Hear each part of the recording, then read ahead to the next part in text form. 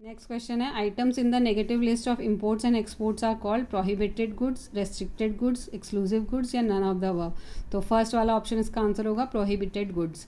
Next question है, foreign exchange and foreign currency in India are governed by SCRA act, banking regulation act, FEMA act या SEBI act. तो SEBI act इसमें आएगा। सेबी की full form है securities exchange board of India.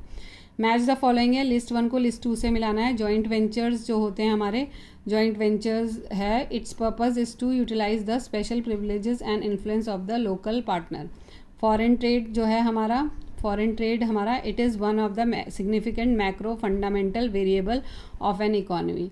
FII's foreign institutional investor, its entry is for encouraging the capital market and attract foreign funds in India. और foreign exchange का है, it is related to the mechanism of foreign payments. तो इसके हिसाब से ABCD 4 1 2 3 हमारा answer आ जाएगा।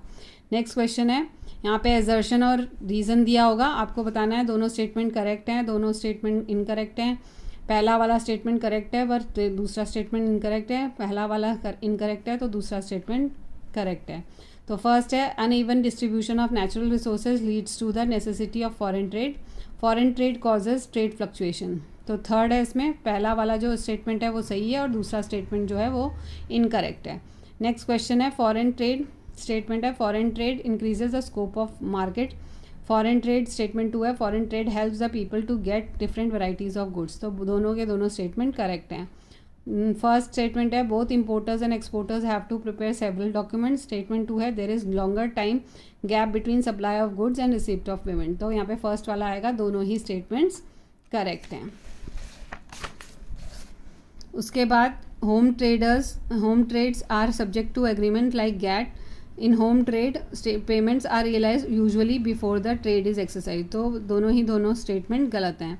Import and export control act 1947 regulates import of goods from India. The starting point for any export transaction is an inquiry. तो यहाँ पे हमारा फोर्थ वाला ऑप्शन सही है। तो फोर्थ वाला ऑप्शन हमारा क्या था, statement 1 is incorrect but statement 2 is correct. Next question है, a bill of lading is a document of title to the goods.